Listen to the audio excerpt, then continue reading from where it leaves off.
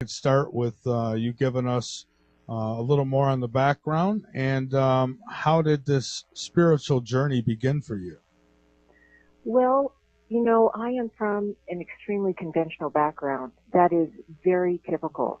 I was raised in Missouri Synod Lutheran Church, and of course I had never heard about meditation, reincarnation, even the word channeling from my background. But I was 22 years old, and I was the manager for an advertising department of a small weekly newspaper in the Pacific Northwest, and I'd been asked to go pick up an ad. And so I went out to go get the ad at a health food store, and I walked in the door, and the woman at the counter pointed her finger at me, and she said, "You have work to do for Master Saint Germain." And I asked her, I said, well, I was a bit perplexed. I said, "Who is Saint Germain?" And she said, "Well, come here, I'd like to show you his picture." So I followed her to her back office, and there on the wall hung a picture of the Master Saint Germain. And he honestly looked like someone that I had known before, although there wasn't any way that I could have, because the picture was obviously 19th century France and someone that really was not a contemporary whatsoever. But for some reason I felt like that I knew him and recognized him. Fascinating. And then I asked her, I said, "Well, who is he?" And she said, "Well, Master Saint Germain is an ascended master." And I said, "Well, who is an ascended master, or what is an ascended master?" And she handed me a pamphlet about ascended master teaching, and that is when I began to study the ascended master tradition, and she actually became one of my first teachers of that tradition. And what exactly is that? What kind of practice is it? Well, ascended masters are beings just like you and I, souls who have evolved to a point in their evolution where they have spiritually liberated or ascended from the need to even have a physical body. So they exist in other planes or dimensions of reality, in fourth and fifth dimension. And they then pledge as a group to help to serve humanity, so that humanity can also spiritually grow and evolve in their own process here. I see. Now, you waited quite a while to tell your story, from what I understand here, and I'm looking forward to hearing about it now. So you were able to actually connect. I know, was this on the other side? Was this connection? Well, yes. Interestingly, when I began to study the Ascended Master tradition, of course, one of the major tenets is learning how to do meditation. And through meditation, of course, then you can not only open up the chakra system, but also open up your consciousness to new levels of seeing and hearing information. And through that process, I also read many of the biographies of the master teachers, which really display their overall archetypes of consciousness. But they were very beautiful stories about love, about loss, about courage, victory, all of these amazing stories that really inspired me. And that was in the mid-'80s when that happened. And I was really more or less in my studying phase of their tradition. So is this something like out of body? I mean, do you actually leave the body? Well, no. Trance technique is very, very different. Of course, there are some trance channelers who will leave their body. Like J.Z. Knight, I think, is one of the famous channelers who actually will step aside, and the deity Ramtha will actually use their body. But that is not at all the technique that I used at all.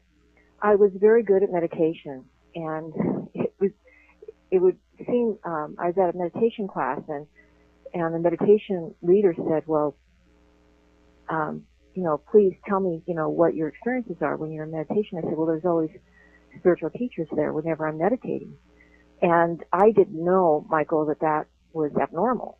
And so I could carry out, in my own telepathic response with these teachers, my own educational process. I would ask them things about past lives. They would show me past lives, and also help me with different spiritual techniques just to help me to spiritually grow and evolve.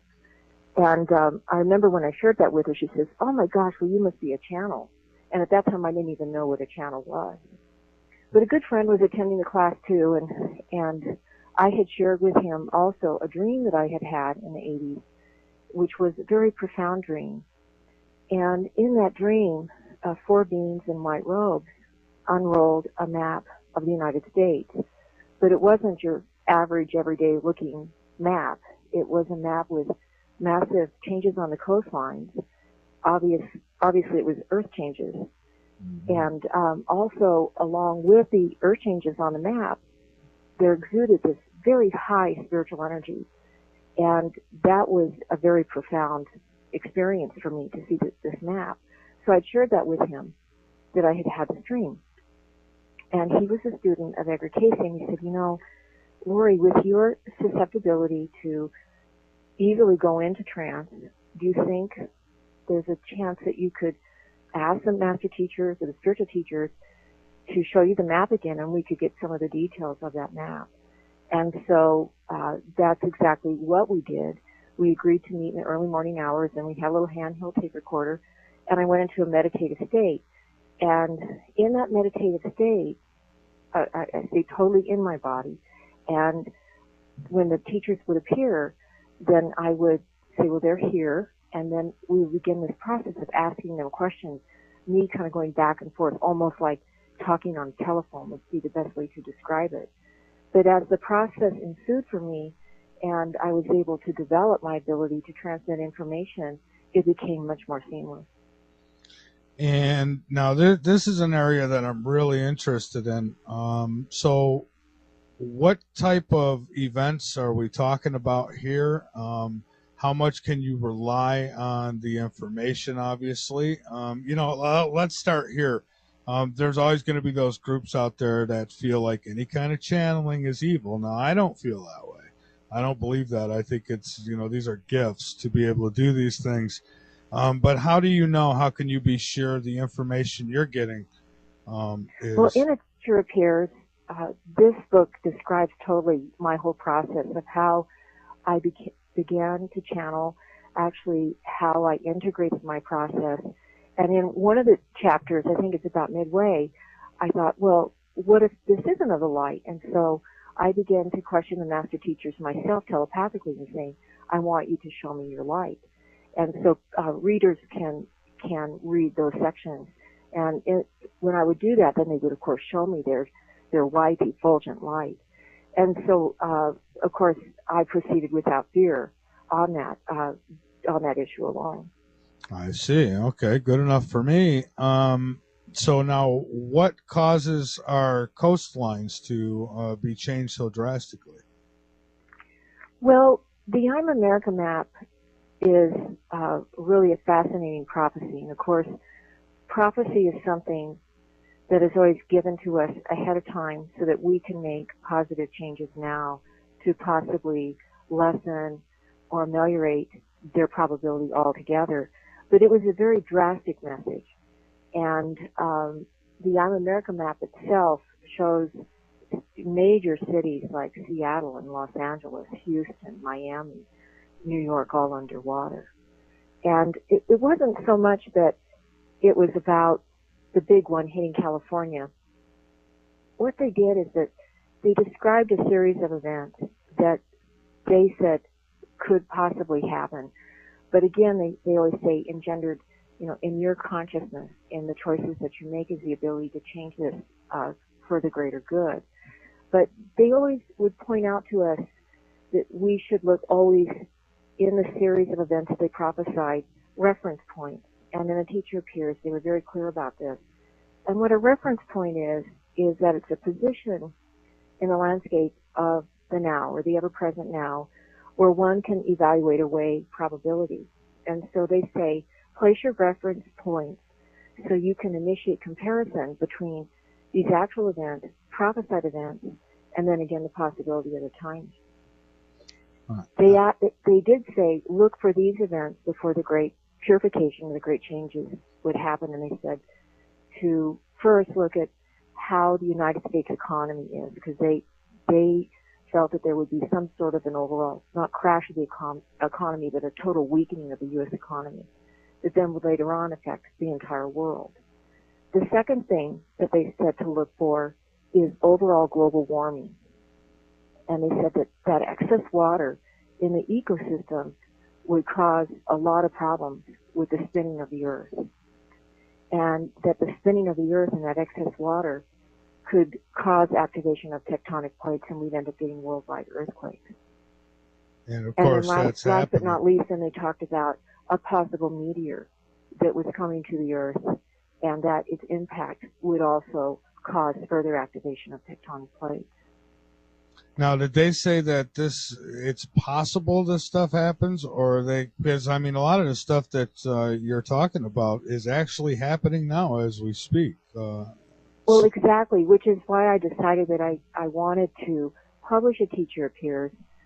It was a lot of ancillary material that accompanied the I'm America map, and in our eagerness 20 years ago to publish the Earth Changes material and then all the subsequent Earth Changes information that, came along with it, it kind of went by the wayside because we just felt like, well, this isn't as important to get out. But now I see that events are accelerating. We have seen several of these reference points, if you will, start to trigger off. And I just think it's very important to share all the information that is there. And the Teacher Appears is the first of a trilogy of that kind of beginning information to help people to spiritually grow and evolve and to deal with these times of changes. I see, and I've got a lot more questions also, but have you been following? I just caught wind of it before I came on the air of this tsunami or giant tidal wave that hit China. No, I didn't. I did try to get onto Google News right before the interview, but I hadn't seen that. What has happened? Well, that's why I was asking you. I'm not sure. I got some friends in the chat who are saying China is pretty much going through some bad stuff right now. So I don't know. Maybe it's something we could check out on the break, I guess.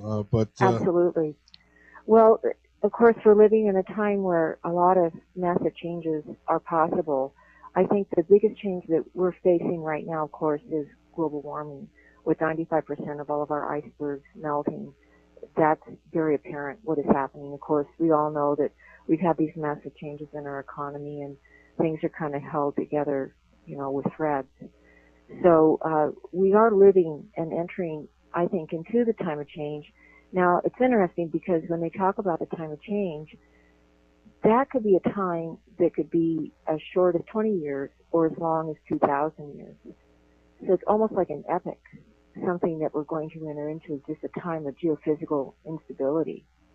And generation upon generation of people will be born into the time of change. And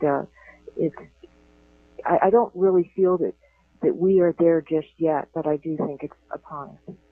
There are a lot of changes. I mean, earthquakes are up. I don't know if it was 7,000%. I think somebody had told me yesterday. And then the storms. I mean, here in South Carolina, we've gotten rain continuously, all but maybe a few days for the last 3 months. So the weather's changing. Then we're hearing people worry about shark attacks. Well, now I find that there's these squids that are migrating because of the temperature changes in the water. I mean, people think about because the thermohaline, which is, regulates by the salinity of the ocean water, that's also something we need to have major concern about, because as these freshwater glaciers and icebergs melt, then we are actually altering that whole ocean conveyor belt. And that is why the master teachers in Freedom Star, which is the world map for changes that we produced after the I'm America United States map, they actually talked about how some of Europe would plunge into a mini ice age during the time of great change.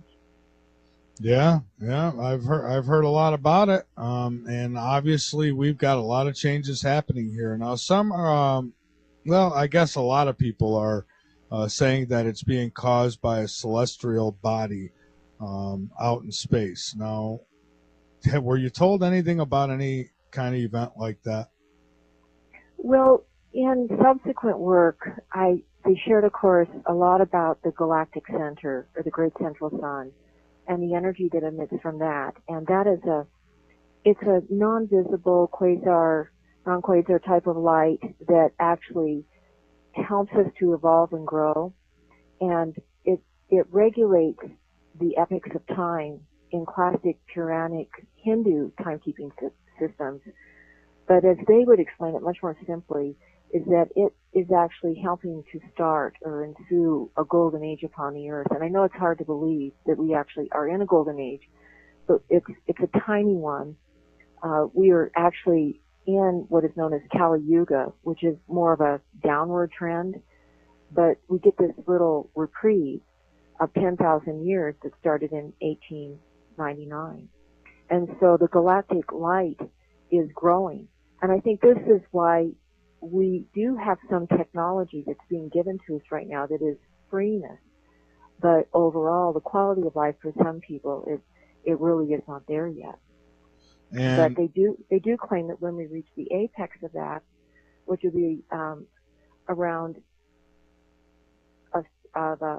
3,399, we'll have a full force of that galactic light. And you said that we're being given the technology. Who's given it to us? Excuse me, what was that again, Michael? I say you said that we're being given the technology, and I asked who's actually given us. We're being given this from within because of this light. What it does is it stimulates our DNA, and it does several things in doing so. What it does is that it increases our lifespan, so we live for much, much longer. The other thing is that it helps our brain function, and so we are able to retain information. Therefore, we have a better memory function and a better intelligence function. Our intelligence is much, much better, and we're just more able to cognize and engage in critical thinking. And also, it helps us to have more reverence for spiritual information. That is our ability to develop empathy and compassion for the human condition. Yeah, and that's something that we're definitely lacking. And I've been telling people right along, we need to come together. No matter what you think the end game is, we all need to come together. And the New World Order, these forces in power, they like to divide and conquer.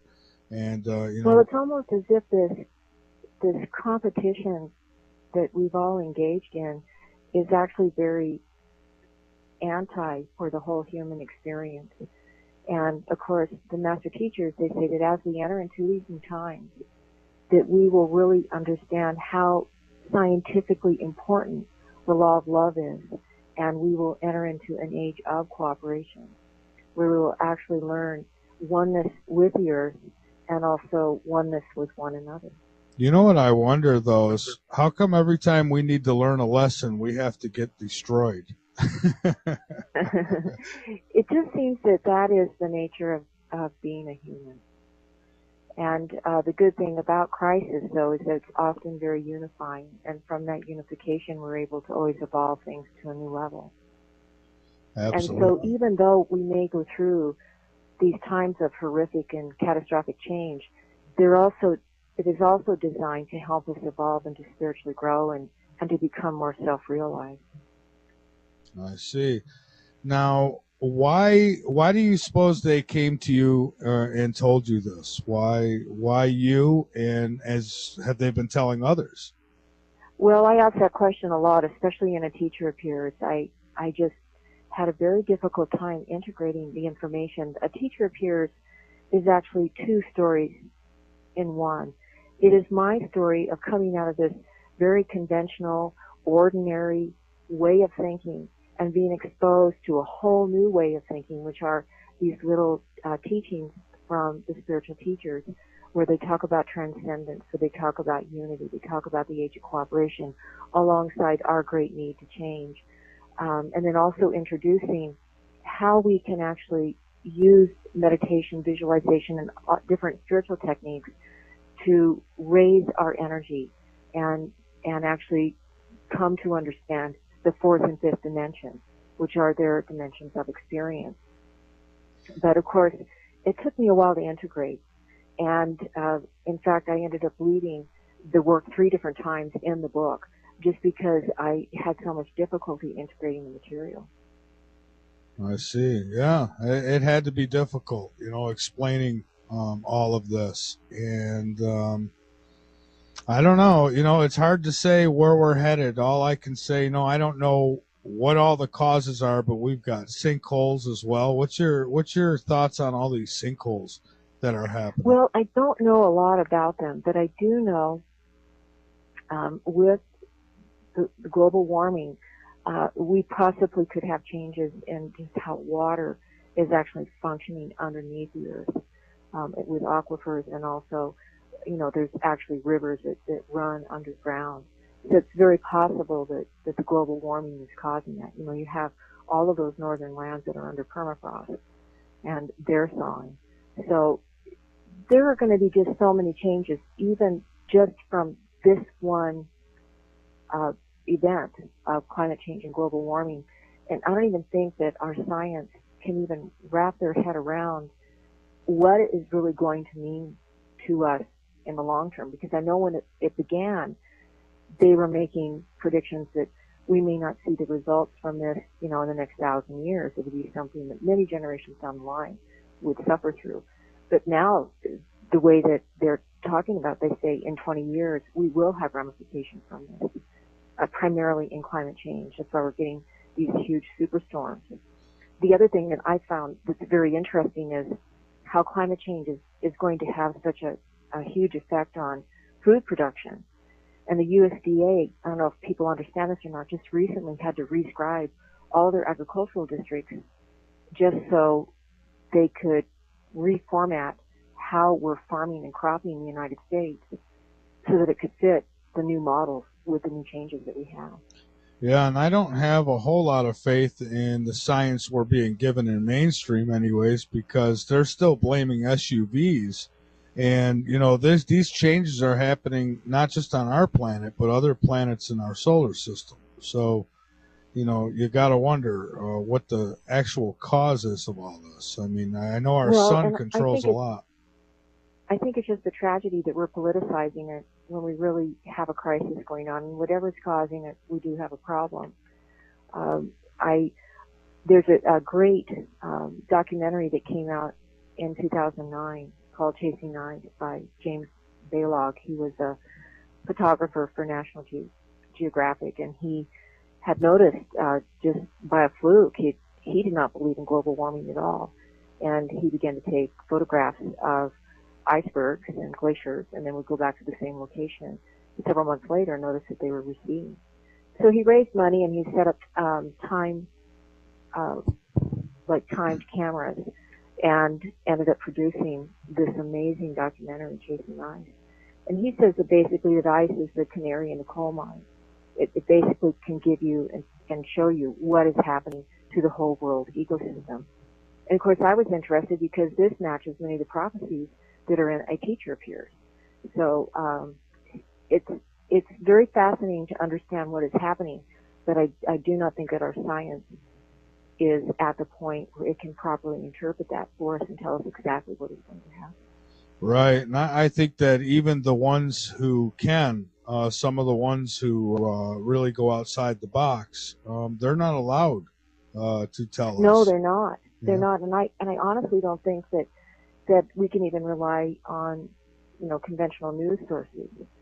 I began to notice that, at least 5 or 6 years ago, that it just didn't seem that things were accurately being conveyed to us or reported to us, just how drastic these changes are.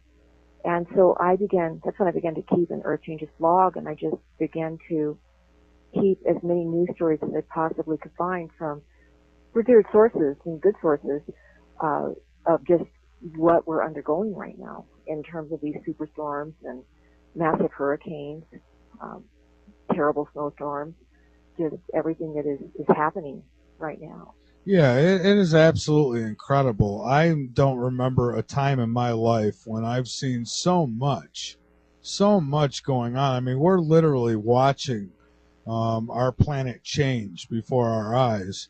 And, never before, I don't believe in human history has anybody been able to actually see all these changes in their lifetime.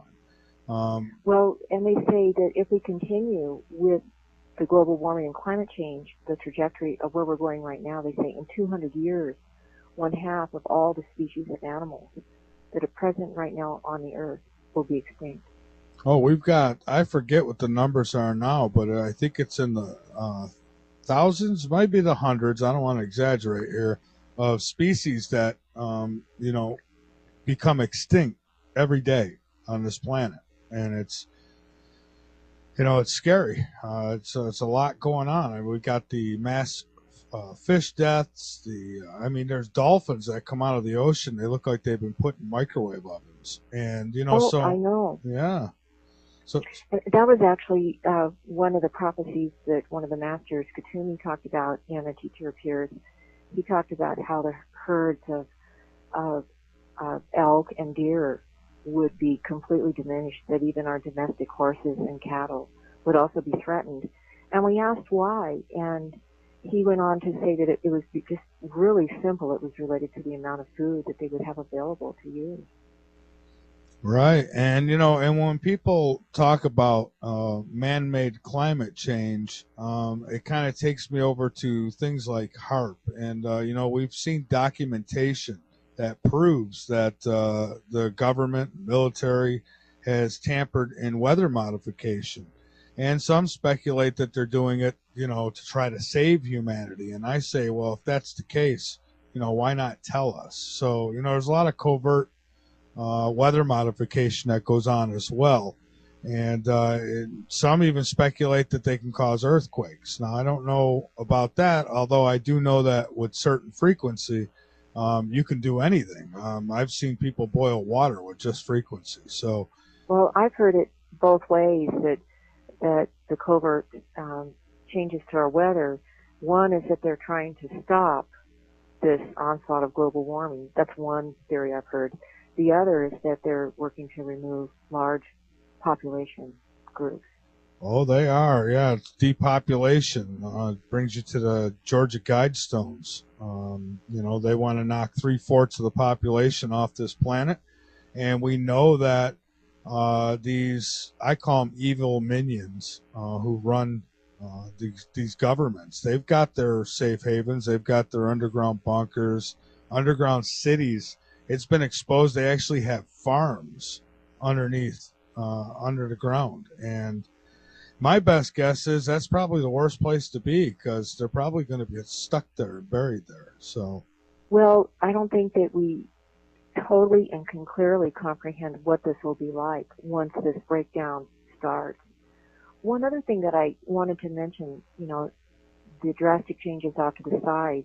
Another thing that the spiritual teachers talked about that was very uplifting, they talked about safe havens or protected areas, places where we could go to actually enjoying the higher spiritual energies that are now coming to the earth, and we could actually raise ourselves in vibration and pursue our own ascension or liberation process.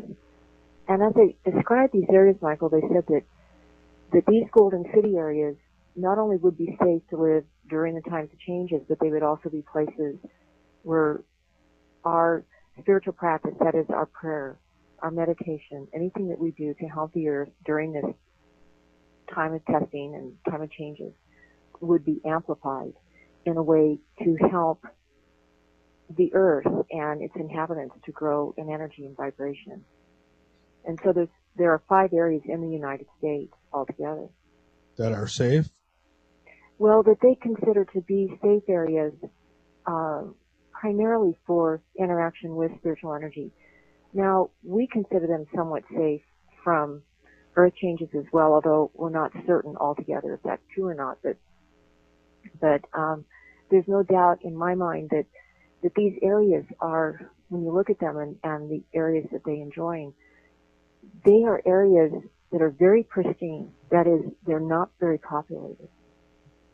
So it makes me just think perhaps they know more about the future, and because of that, they want us to know these are these areas where we can actually assist you and guide you in coming to a new dimension of spiritual growth and evolution.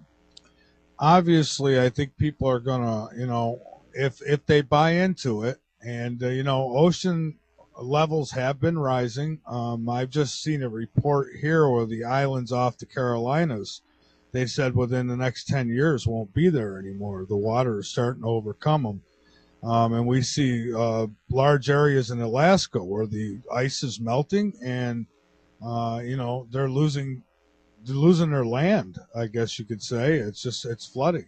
So no doubt that it's rising. So people would obviously want to get away from the coast, and I think good advice also would be to get out of cities, Yes, which I think so too. I wanted to describe for the listeners the 5 areas just so they would know. They're known as the Golden Cities, and we actually absolutely. have a United States Golden City map if you want to get more information about that. But the first one is in Arizona and New Mexico, and these are really large, so they're large areas, and they're well over 200 miles across. Then there's another one that's in Illinois and Indiana, and I think you might be near one. There's one in Georgia and South Carolina. There is another one in the Pacific Northwest in Montana and Idaho, and then the final one is in Colorado. I see. Well, tell me about the one in my area first. Well, we've learned a lot more about them and how they work. They're sort of based on a sacred geometry, if you will, is maybe the best way to understand them. They have 4 doorways, and each of the doorways carries a different type of energy. It really is a lot like the classic 4 directions in Native American teaching. So they have the north door, the south door, the east door, and the west door. In the center is the star, which has a 40-mile radius, and that is where the energies are the strongest. And I know that center is in Augusta, Georgia, the one that's in Georgia and South Carolina. Mm-hmm. And a lot of times with these Golden City vortices, they're channeling a lot of the energies of the earth itself. So there might be like a lot of beautiful rivers, or a huge lake, or a tectonic fault line of some sort. Sometimes there's a large canyon or a fissure. Like I think that the Grand Canyon probably drives a lot of the energy of the Golden City that I live in here in Arizona and New Mexico. I know that Hell's Canyon probably drives the energies of the one up in Idaho and Montana. And of course the New Madrid Fault probably drives the energies of the one in Illinois and Indiana. Yeah, speaking of faults, I've been worrying about here. Not worrying, I wouldn't say worrying, but I've been giving it a lot of thought. And that is between Columbia, South Carolina, and Charleston. There's quite a big fault that I guess has not gone off since the late 1800s, from what I What is the understand. name of that fault line, Michael? Oh, you got me. I'm That's not. interesting because that might be driving the energies of that vortex in your area. That very well could be. I'm not sure. Do you know, Tommy? The fault line here? I moved here in 2008, so I'm going to play dumb on that one. But I know that there's a pretty big one, and the last time it went off was the late 1800s, and they said it's well overdue. And with all the rain we've been getting, I'm guessing a good lubricant. So at some point it's got to give. Absolutely. Well, again, as I've said before, once we enter into the time of change, it could go very quick, or it could take a long time. We could be in geophysical change for thousands of years. Mm-hmm. It is important, though, to understand that alongside these drastic changes that these spiritual teachers have informed us about, is that they also say that within us is the gentle revolution which can redirect the course of such events. So spiritual practice, meditation, and work that we can do for others through empathy and compassion actually raise us all in vibration, and perhaps through that change in our heart and change in our choices will actually change some of these prophesied events on the earth. And that would be a good thing. So now what would you suggest as far as people, some people don't take this stuff very serious and others do. And for the ones who do, what would you suggest for those who maybe can't just pick up and move and do things like that? Maybe preparedness a little. Well, preparedness, I think, is very important. Of course, as I just mentioned, spiritual preparedness is always the best, because if you're grounded and you're in your heart, you will be able to deal with almost anything that will happen in the tumultuous time of change. But I didn't used to advocate storing food, but now I think you should have some sort of a program in place. Not something that, that you're just dusting off, but get into some sort of food storage program that you can actually rotate as part of your everyday diet. Store grains, store legumes. There's many other, types of dehydrated foods that you can store. And I think ideally you should have at least 2 years in place. Some people advocate having a lot more, having 7 years in place. The master teachers also talked about always having precious metals and gemstones, that when our economy falters, that we may not be able to trade with others. And so that's a way that we can still have a tradable resource, is what they call it, in place, to own your land free and clear. I also, in the teacher peers, they talked about heirloom seeds and how seeds themselves will become a commodity that will be traded during the times of change. Now, of course, with weather patterns being unpredictable, we just don't know really what is going to happen. But those are just some small things we can do. And I also think it's important, if you can, to grow a small garden. Maybe not for your primary food source, but also just so you can begin to create a oneness with the earth and to reconnect with the earth, because that is a very healing aspect of all of this. It returns us to a more organic and sustainable way of living, and also helps us to enjoy in our own oneness with the earth. New Madrid, that's what it's called. Oh, it's part of the New Madrid Fault? Yes. Mm-hmm. So that's what it is. I've been trying to pull it up here because it just slipped my mind. I darn, it was going to bother me, so I had to find out. But yeah, that's what it is. That's a dangerous fault line. It's really fascinating, because when we were working on all of the information in the teacher peers, at that time, the Cascadia fault line had not even been discovered. And of course, there's massive changes that are prophesied to happen in the Pacific Northwest at the time that's where we were living. And so I think now that they say it's just not a matter of will it happen, it's just a matter of when will it happen. And the tragedy of that whole area, especially Seattle down to Tacoma, is that none of that has really been built for massive earthquakes. Yeah, I don't think they can prepare for the size earthquakes that I think we'll be getting. I've had guests on for the last 6 years who have told me that the earthquakes were going to pick up. They told me about all this stuff. And, we used to think they were kind of out there. And everything that they've said has certainly been coming to play. So, the earth is definitely going through changes. There's no denying it. And that's why I tell people all the time, no matter what you think the cause is, the fact is you cannot deny that we are going through these changes, and people should prepare the best that they can. I'm letting the old Holy Spirit guide me. If it's time for me to get out of my area, then I would suggest, or I would expect rather, that I will get that sign to do so. Hopefully. Well, that's what I rely on as well. And in fact, people will say, well, should we move? And I'll always say, well, you need to check within and go within. And safety is always a matter of heart. So if you get the guidance to move, then of course, then you should probably follow that. But interestingly, there have been many people I've encountered in the 20-some years of sharing this information who will get information to stay. And a lot of times that is because for their soul's journey, that's where they must be at that time. And there are people that they need to touch or service that they need to give and to be part of. And so it's always fascinating to me, because the time of change to me is not about, fear. It's really more about acceptance and surrender to a whole natural process.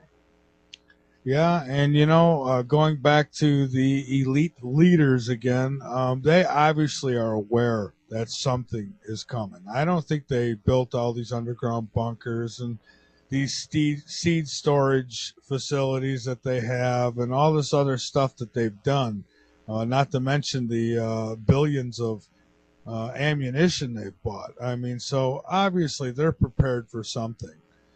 So I always say, watch the animals in the woods. When you see them running, you know something's about to happen. So same thing They goes do in tell us ahead Washington. of time, don't they? Yeah, same thing goes with Washington. Keep your eye on them. You see them scatting for out of the woods, then you know something's coming. Yeah. Yeah. Another thing that the master teachers have shared with us through the years is what I call sort of their divine intervention, how they see the changes and how we can move along with the time of change and actually realize a better time on this earth. And of course, the golden cities that I described, I think, are part of that. And they come out of, in Ascended Master's spiritual teaching tradition, they come out of the Western Shambhala tradition. I don't know if you've ever heard of Shambhala or not, but it's like a higher vibrational frequency city, ethereal city, and so they see the golden city somewhat carrying those really beautiful ethereal fourth and fifth dimensional energies. They claim that overall on Earth that we will enter into unity consciousness or a Christ consciousness, and that will also help us to grow and evolve to higher levels of compassion and empathy. But the one thing I thought was really fascinating, and maybe you've heard about this too, Michael, but they talked about the birth of new highly evolved souls on Earth. And these are known as the new children. And they actually are souls that are incarnating. They have never been on the Earth before, and they're coming from other solar systems. And they have very high vibrations. Are these star children? Well, sometimes they're called star children. Sometimes they're called indigo children. They're called blue children. They're called the new children. They're called a lot of different things. I just call them the new children. That they're coming and they have a whole different way that they relate to life itself. And primarily, the way that they are different is that they're very free, and they do not like restraint of any type. And so they have a different way that they interact, and I think that they're going to carry and weight our culture and our civilization in a totally different direction. I see. And I think that they'll play a role in creating a more enlightened culture on Earth in the new time. All right, let's talk a little more about that after this next break. So hang on, and this is all based off your personal experience, and we'll get into that briefly next. But yeah, go ahead. Where can I get it? Yes, I wanted to mention this before we got into more prophecies. People who are listening can go to I'mAmerica.com or to LoriToye.org, and that's LORITOYE.org, and actually download a free audio version of A Teacher Appears. And we really had a great time creating this audiobook. We cast 12 different voice actors for the roles of the 14 different spiritual teachers that share prophecy and spiritual teaching in A Teacher Appears, and I think that they will really enjoy it. Okay, great. And so now some have asked about credentials. This isn't so much a credential thing as it is a personal experience, correct? It's more of a personal experience. A Teacher Appears is all about how I opened up to and surrendered to the spiritual teachers and their request to share this information. And then also it's the backstory of how I actually help them to create the I'm American Now. Okay, and I do have it's kind of a poor picture, but I do have a picture of it on the main page. I've got to get that worked out. For some reason, some of these pictures, the slider I have isn't capturing the entire picture, but people can go. Do you want me to go over the coastlines with you for your listeners? Yes, please do. Okay. There is a large bay that is in the Pacific Northwest, and of course that leaves Seattle underwater. Spokane, Washington is part of the new coastline, so is Lewiston, Idaho. Now, this is sort of interesting, but Mount Shasta in California remains, and it becomes almost like a peninsula of land. And, of course, then the coastline moves all along southern Idaho, and Salt Lake City is underwater, and the seaport goes all the way into Denver, Colorado. Wow. And so ocean waters are covering all of Nevada, most of Utah. And then the next major point on the coastline is down to Phoenix, Arizona. So Los Angeles and San Francisco are underwater. There is a large island that they call it Gibraltar Island, which is part of the Yosemite mountain formation in California. That remains. Interestingly enough, San Diego, California also is above water after the Great Changes. They talked about the flooding of the Mississippi and the Missouri rivers and its tributaries. And they said that the Mississippi River would flood and widen so much that it would almost break the United States in half. And so a large bay forms over Louisiana and a lot of Texas, and Houston is underwater, and Dallas, Texas is now part of the new coastline. Of course, New Orleans is underwater. In the northeast, they talked about, whenever we talked about the thermohaline and perhaps the changes in the climate, they said that would get very icy and cold, and that they would have really drastic and very cold winters during the time of Great Change, that there would be a lot of high winds that would hit the East Coast. And then also they talked about how the southern tip of Florida would actually sink and go underwater. Since that time, first, printing the I'm America map, we went on to share prophecies for the entire world, which are in the Freedom Star World Map. But then we updated in 1996, 1997, the I'm America map. And at that time, the spiritual teachers presented what is known as the six map scenario, and it shows how the changes could occur from one map to the sixth map, the I'm America map being the sixth map.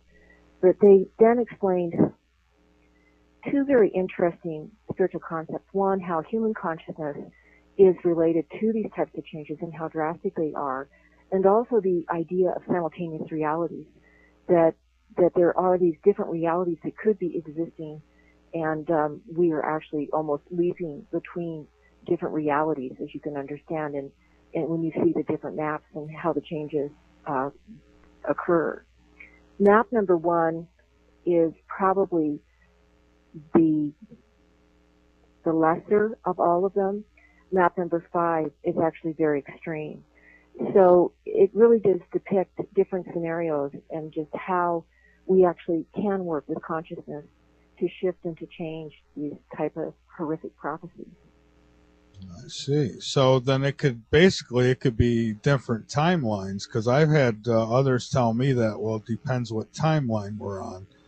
And exactly. I think there are different timelines, especially with these changes. And I think, especially with this type of information that we get, that channels, psychics, anyone who's got a telepathic rapport, it comes from the fourth dimension. Some of it does also come from fifth dimension. So it's a timeless type of information. That's why when you ask for datelines and for dates and timeline and that kind of stuff on this type of information, it's rarely, if ever, accurate. So it allows us then to see just how different realities can kind of be shifting between these different types of scenarios. It is really a fascinating study. Yeah, it sounds like it is. And now, can we change this? I mean, I know you kind of talked about it a little bit before, but I mean, can we change the timeline we're on? Are we able to do that? I think we can. And I think that that's what the great spiritual teachers, the great avatars, the great adepts that have come to this earth, they actually knew that we could change realities. And so that's why they would often make these very simple statements, but very profound statements, that we are all one, or everything is love, because these are the qualities that actually can change these types of events. Saint Germain, who is my major teacher, throughout A Teacher Appears, says that this is not an age of competition, that we are in an age of cooperation. And the more that we move into the age of cooperation, we will have more harmony with nature. And when we have more harmony with nature, we won't have these drastic changes. Now, tell me a little bit about past lives, because you did mention that in the early going, and I get so fascinated by these earth changes and these messages, and there's been so many who have talked about this kind of thing, and it's all pretty similar. So, I mean, if we're to believe that everybody is really getting this information, then it's got to be right, because everyone's coming up with the same type of catastrophes, especially when it comes to the coastline. Well, Um, I think many of us have probably lived on Earth in another time where we went through similar changes. And one theory that I have, and that actually is also advocated in Hinduism and Buddhism to some extent, is that there is sort of a swinging door of souls here on the Earth. And at times there'll be a group that will come here and they evolve and they grow and they get ready to leave. And as they get ready to leave, then another new group comes in. And of course, who knows how many lifetimes that they've had here on Earth, growing and learning and getting to the point where they leave.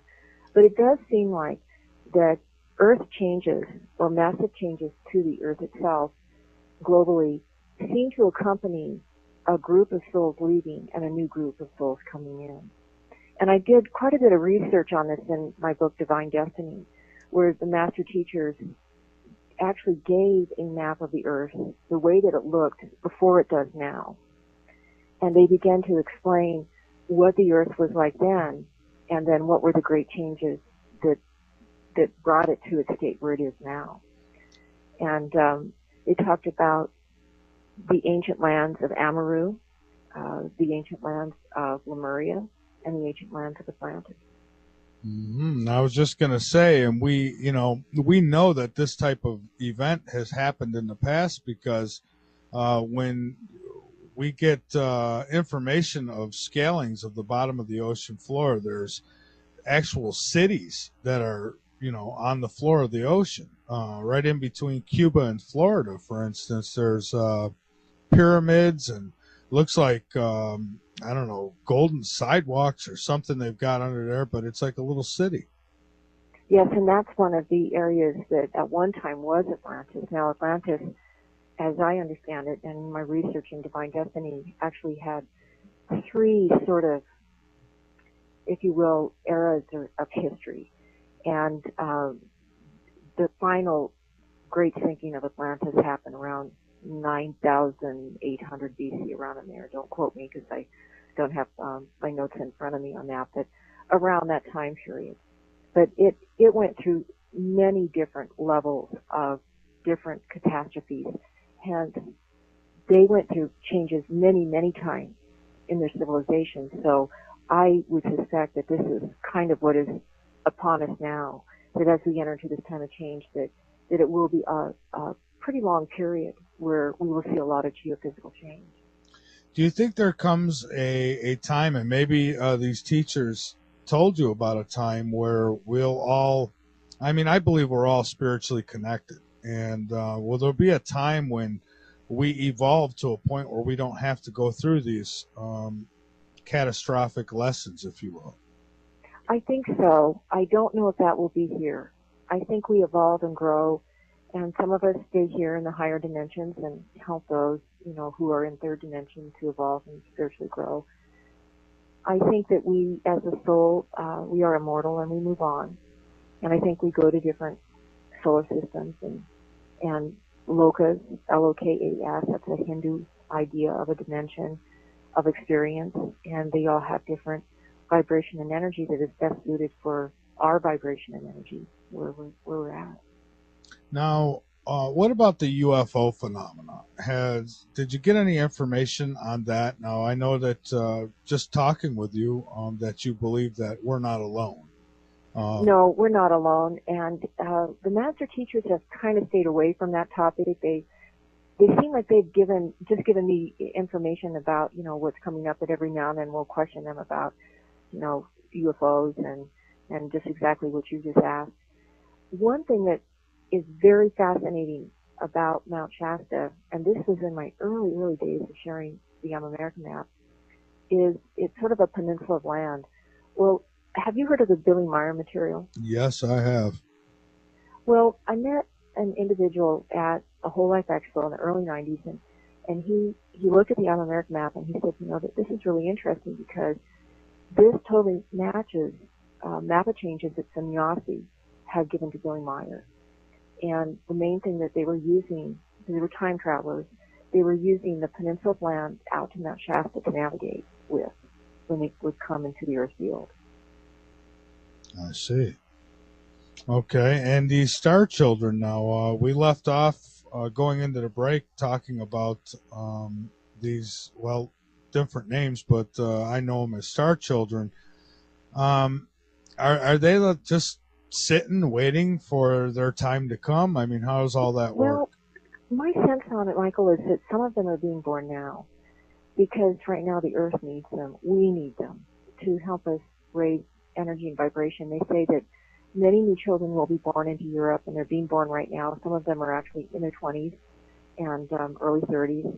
And you can see that what is happening there for human rights is huge. And I think that they are playing a huge role in creating that movement over there. They also prophesied that Mother Mary would be the sponsor or the sort of the higher energy that is allowing these children to be born at this time, and that many of these souls would be born into South America.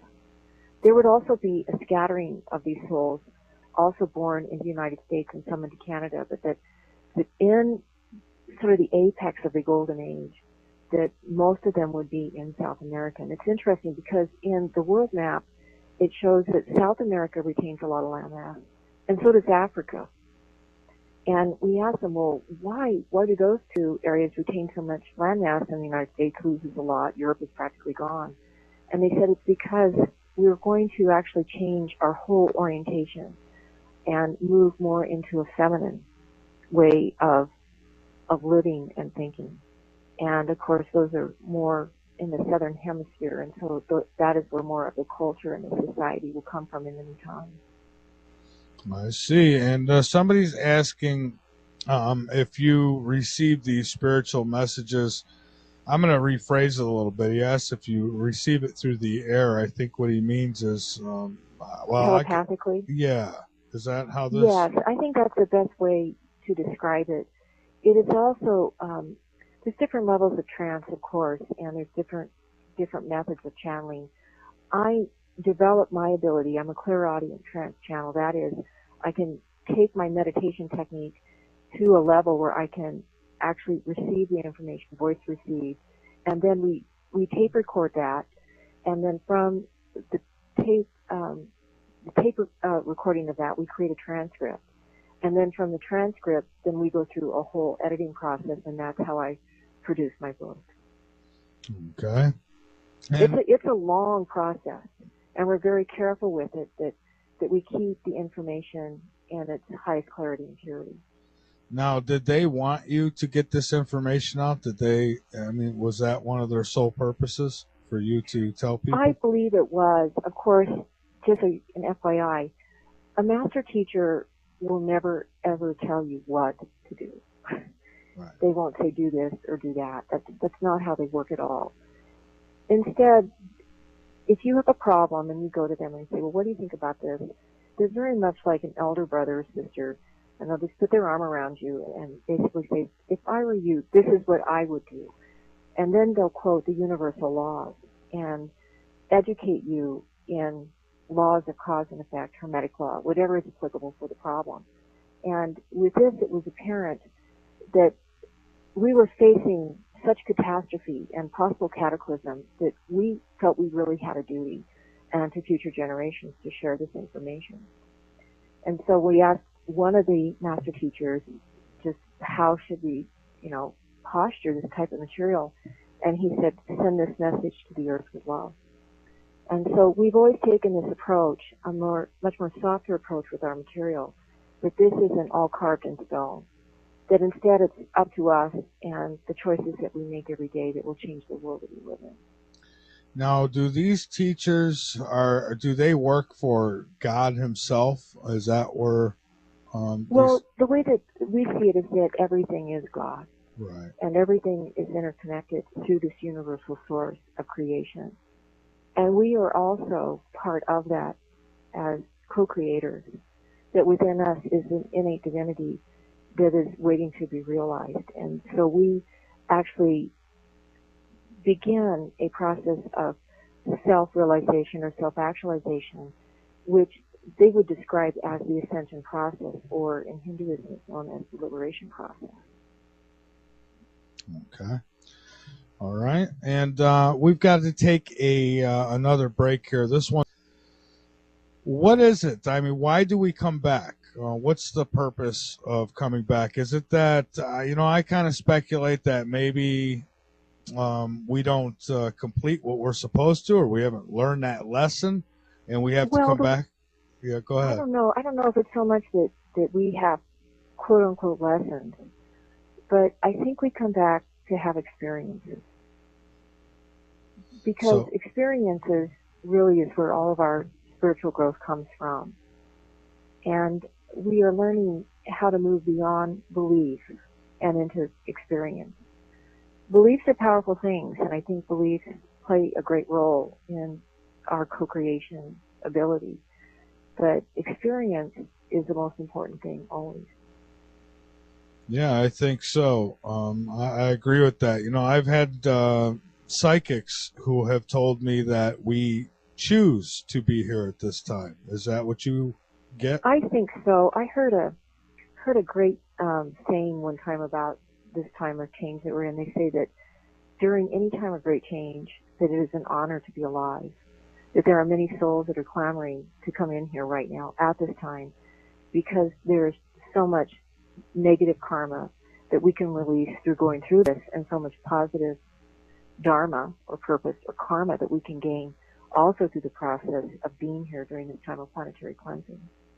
Yeah, that's why I tell people as much as I can to turn off the fake news. You watch that TV news. How many great stories, good stories, stories of hope do you see on the mainstream media? None, really. It's so rare, and yet that is what we as humans, we so deeply resonate to and need. Yeah, yeah, exactly. And we try to. Well, we tell people what's going on because that's what we're here for. That's what we're supposed to do. At the same time, we try to throw in solutions. Like we've recently come across a gentleman by the name of Anthony. Last name always slips me, but he's a friend of a friend, and he's been fighting. These evil banks have been trying to force people out of their homes. Well, this guy's located in Hawaii, and he confronted the sheriff's department and the whole justice system, basically judges and all, and confronted them with common law, and he was able to put a stop to it. So there is ways where we could take back our sovereignty, where we can take back our own thinking. People need to think for themselves, and Well, and actually realize our own divinity, yeah, which is the God source within us, and learn how to rely on that. It's almost as if today, I laughed over your last commercial about the two pills, the blue pill or the red pill, because it's almost as if that we are living in a matrix, and it's almost as if there's two worlds. There's one world of the corporatocracy where we're being lied to, where it's just a lot of nonsense that's always fed to us through news agencies. And then there's another world that we can live in that is beyond illusion, and that is where we are empowered with our own divine spark and know what is right for us, and observe and practice our own truth. absolutely, and that's what we are doing. This internet. I know there's a lot of criticism towards some of the stuff. Let's face it, there's a lot of disinfo that goes across it. But at the same Oh, I'm time, sure there is. yeah, we have been able to connect. I remember growing up being told, well, the people in this country want you dead, da da da da. And now you could talk to people in these other countries and you could see they're just like you. They want peace. They do. Yeah, it's the They evil do, is and they driven. want they want spiritual experience, and I think that they want to relate to the goodness that really is in humanity. Absolutely, I couldn't agree more. But we are becoming so polarized as well, which of course is reflected in our culture and our society, especially in our political scene. And I think that is also part of this two worlds that we're simultaneously experiencing. And I think that is probably our soul's challenge at this time is is to find who we are through that and to firmly live and be who we are during these tumultuous times of changes. Absolutely. Now, the question had come up earlier. Are you psychic? I am. It runs in my family, and didn't realize that until I kind of began to write about my experiences and share my experiences, and through that process have come in my own family. People come to me all the time and share their psychic experiences, and we actually think that it does run in the family. And some of the children now that are being born in subsequent generations are also exhibiting signs of being psychic. I see. And to what degree? I guess there's different degrees. Depends on how well you've developed it. Now, what degree I are think, you? well, I don't know if I could call it a degree, but there's a lot of different ways that it can work. Some people will be just all and out psychic, and they'll just get impressions, and they just know something's going to happen, and that does happen to me quite frequently. There's also, of course, you can have dreams, and dreams are very, they have different degrees and qualities, and I have a tendency to get precognitive dreams. So I pay attention to my dream space because that will sort of guide and lead me to where I need to go. Another area of psychic development, of course, is the intuition. And that's where you can get like the strong gut feelings about certain things. And I think a lot of people are learning to develop that now. In my book, A Teacher Appears, there's a lot of meditation, visualization techniques that you can use to actually develop the intuition and to get greater clarity to tune into who your spirit guides may be, who can actually guide and direct your soul's evolution at this time.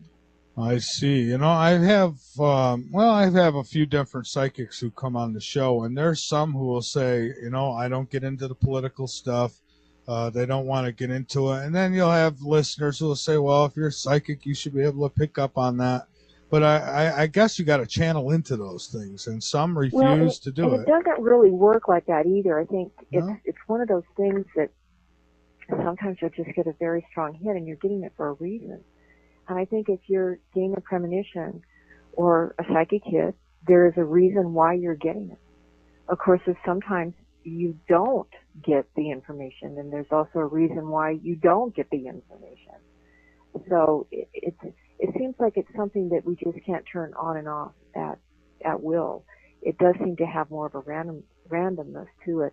But back in 1996, I began to study two classical forms of prediction. One of them, of course, is based on Taoism, which is Chinese classical feng shui, and I mean the classical, not what's out there in pop stuff.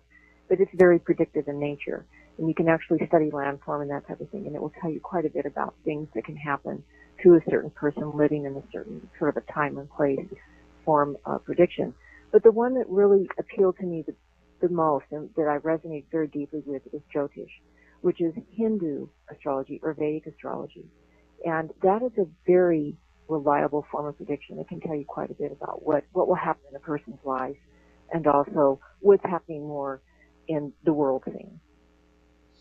I see. Okay. Is there anything here that we haven't hit on that you'd like to hit on? Well, if you have the time, what I have here Oh, are we about 20 do. prophecies that I thought would be kind of interesting to share. This is all updated work that I have put together, and I kind of organized it by region. All And right. this is, I think, a good way, just by going through this, we can kind of look at those reference points and see if any of these make any sense as we traverse into this time of change. We've still The got very, another hour, so if you want oh, it. terrific. So please go ahead. Well, the first area I wanted to talk about is California. And one thing that they talked about is that during global warming that we would see many forest fires in that region. especially in the Southwest. And of course, right now, we have a lot of forest fires all throughout the whole West United States. Right. So I think that's one of those that's obvious. They said that, of course, Mount Shasta would stay intact throughout all the global changes. And that they also said the series of quakes may occur in California, but the most horrific quakes are activated by global warming, and that is because it places pressure on tectonic plates. And they say first we may see the flooding of California. So look for floods in California. Okay. Another thing is that they said that tectonic shifts linked to California are also linked also with Washington and Oregon, and that we would see changes when we get into the most horrific changes, that we would see changes throughout the whole west coastline from British Columbia, Canada, all the way down to South America. Wow. Now, this is kind of an interesting prophecy. In the Pacific Northwest, I guess it's not exactly Pacific Northwest, but Montana, but they talked about the Yellowstone caldera. And they said that the Yellowstone caldera is actually linked to the physical formation of a series of mountains that will form in the central part of the United States. Now, what is interesting is that about 15 years ago, the U.S. government was doing some research, and they were actually doing photography based on heat of the Earth, and they actually could see that they're underneath in the central part of the United States. They could see that there's some mountains that are actually beginning to form, and they call that study Deep Probe. And if you go on my website, I think it would be under Earth Changes or under Prophecies. In that area, you'll find the PDF that actually has the information of that government study. Oh, that's very interesting. You know, and I believe the Bible actually covers something like that in Revelations. Maybe it is that mountains will rise and mountains will crumble, or something along those lines. Oh, that's fascinating. Yeah, they call this new chain of mountains the Cooperation Mountains, and they're prophesied to rise up in about the 200th year of the time of change, and then they actually, as a geological formation, they form all the way down through Mexico and then go through Central America as well. Wow. Okay, So, and what else we got? Well, the Yellowstone caldera, this is interesting. They say that it's allegedly linked to the volcanic system of the Cascade Mountains. So they say to always watch Mount Baker, that Mount Baker will tell you the vulnerability and the susceptibility of the Yellowstone caldera erupting. And so we did ask them, will it erupt during the time of change? And they said, oh, unequivocally it will. So it will erupt sometime in the time of change. We just don't know when. But to watch Mount Baker, because that will kind of tell you what that volcanic system is actually doing. Okay, interesting. And we have had a lot of volcanic activity happening around the globe. So Yeah, all part of that ring of fire. yeah, It's all been activated. mm-hmm. They said that the new coastline would extend from the states of Idaho and into Utah, which is similar to the America map. And that this is sort of an interesting prophecy back down to the southwest. They said that in New Mexico that there's many underground caverns and that they're filled with natural gas and are very susceptible to explosion. Wow. I know.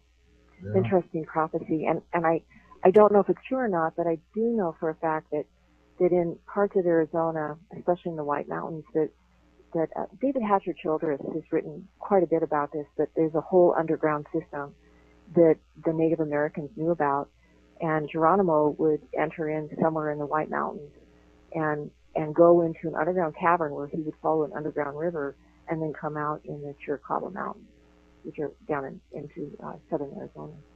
I see. Now, what did you say would explode? I'm sorry. The underground caverns of Okay. New Mexico. Okay. And apparently, this is what I've heard. I don't know if it's true, but allegedly, the Native Americans have always known about the underground caverns, and they knew which caverns were filled with gas, poisonous gas, and which ones were safe for them to travel in. So they navigated kind of the underworld that way. Well, you look at what's going on in Louisiana right now, too. There's a giant sinkhole that they say could explode. It's full with all kinds of gases and chemicals, from what I understand, and they've actually evacuated areas around it because it just keeps growing. Is it natural gas or man-made chemical? Hard to say because the information on what it is exactly comes from the very people who'd rather we don't know about this. So, I see. so it's really hard to say. But I know that there's been a lot of speculation about it exploding, and then you think about the BP oil spill. There's supposed to be a fracture down there, and we've been told that methane gas is building like a giant bubble in the ocean. Now, I haven't heard a whole lot about it as of late, but that was the last report I got, that there was this huge bubble forming, and if it exploded, what a catastrophe that would be. Oh my gosh, yes. And some of the prophecies for that area are really unusual. They talk about in the Texas coastline and all that, the new coastline, that because of such a major change in the salinity of the water, that it's how much salt is in the water to fresh water, that there'll be many new forms of life that will actually be discovered in that area in the new times. And when I talk about the new times, that's the time period that we enjoy after we go through the time of change. New forms of life. I wonder if that could even mean these. I don't know if you've heard about them. The mermaids. Have you seen that documentary? Yes, I have. That's really fascinating, and I think there are just so many species that exist on Earth that we're just not aware of. I think so too, and I know there's people are divided on it. Half the people think it's bull, the other half think that there's something to it. I'm one of those who feel there's something to it, because you go to all the websites that are involved, and they've got the big Homeland Security slapped right on them. So they've taken these sites over. There's anyways a lot of evidence that points, at least for me, that there's something to be said about this mermaid stuff. Now here's another thing about that same area of Texas, prophecy that's interesting. They say that also the salinity of the ocean waters will change all the weather patterns, not only in that area of Texas, but that will have a direct effect on the weather patterns in South America. Because not only do the changes change coastlines, but they change the way that the weather patterns are actually, how wind is distributing over the earth. Yeah, and you've got certain crops, plant life that, and even wildlife that is used to a certain climate, and once that starts changing, bad things happen. Here's another interesting prophecy. They say that Houston and San Antonio will be covered by ocean waters, and Texas may see new coastlines up to 120 miles inland from the present-day coastline. Wow! So that's huge. What big cities would be affected there? Well, of course, Houston would be, Dallas would be on the new coastline. That's what I have in front of me, but everything in between there, of course, would be underwater. I don't know how deep that bay would be, but they wouldn't be habitable. Right, and somebody made a good point here in the chat. He says if all those tunnels explode, that would take care of the elite hiding underground. Well, never put all your eggs in one basket, huh? Yeah, that's true. This is interesting. Of course, we know this, but they talked about on the East Coast that the East Coast would be hit by many superstorms, and they said that superstorms will cause much death and destruction, but many of the souls that leave will later return to Earth when there will be a higher consciousness on Earth. Mm-hmm. And I think that's what when we talk about the Mayan calendar, they never said that it was going to be the end. That it basically, some say it was just the end of the calendar, but I think it was descripted to me that there was, a higher consciousness coming. And absolutely, I see it, Michael, as the beginning of the beginning. I think that we're just in these very seminal, foundational states of this new time and a new way of thinking. And the thing is, it's interesting is alongside the growth of this higher consciousness are also these great changes. And it's almost like the two of them sort of exist side by side and make certain that we don't miss any opportunity to grow and to learn. Right, absolutely. Now, this is an interesting prophecy for the East Coast, New England and Canada, and they say colder weather than normal. Remember, I talked about that kind of mini ice age that is possible in Europe and also in the Northeast United States, and unseasonable seasons. That is a sea sign of seasons. So, warm December, cold July. And then, of course, more winds that are prophesied and terrible storms to hit the East Coast. And we've seen that, of course, with Sandy. Yeah, and you know, I've seen some strange stuff the last 5 years.